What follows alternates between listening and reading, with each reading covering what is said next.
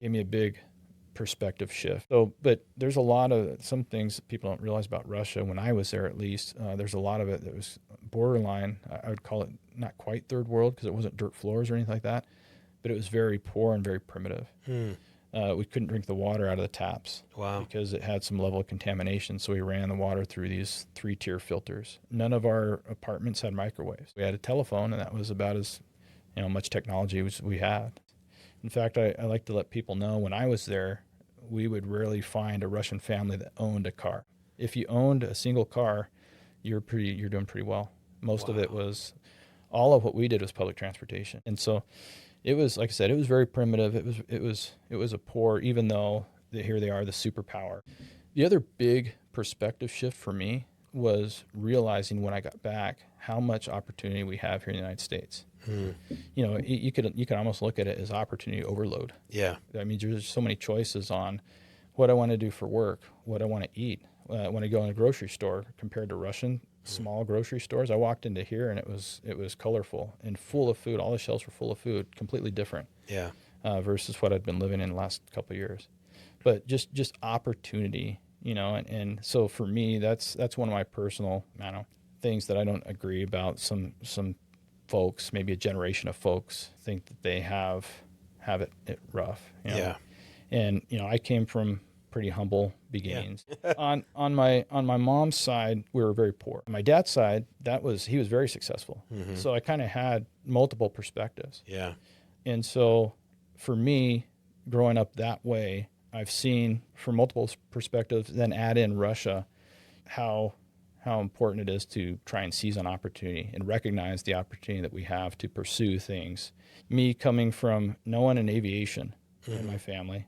I paid for my bachelor's degree through ASU. I worked 2 jobs at my previous airline just so I could eventually make it to Southwest Airlines. I didn't have, and so working and achieving in America, you have opportunity to do stuff like that, in my opinion, in my experience. Yeah. And in Russia, I realized there just wasn't as much of that. I grew up in a small little town in northeastern Washington, and but when I was 18, I'm like, I'm gone. I'm going for opportunity somewhere, right? I mean, I paid for college. I mean, it was basically, if you're going to go to college, you got to figure it out. And so but I always felt like my ultimate goal was to be able to give my kids more than my parents ever gave me, which I now look back retrospectively and think, okay, my parents gave me a very balanced, loving family to grow up in. Yes. Although we didn't have monetary things. Yeah.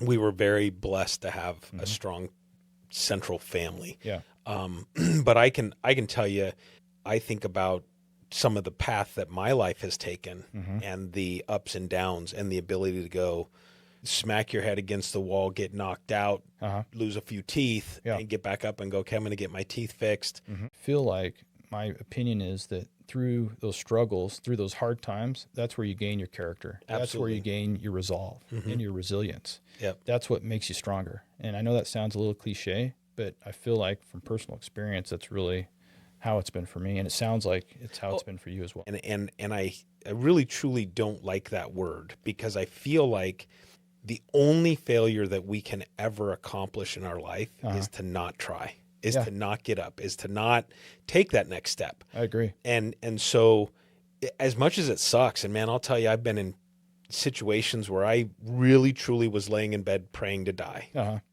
where then it's like you realize, okay, nobody's going to make this better but me. Yeah. No hugs from mom are going to fix this. I have to take control of this, and I have to take the next step, whatever that is. Yeah. And I feel like we've gotten to a point somewhat, and I'm overgeneralizing, but somewhat in society where everybody feels like things are just going to be handed to them.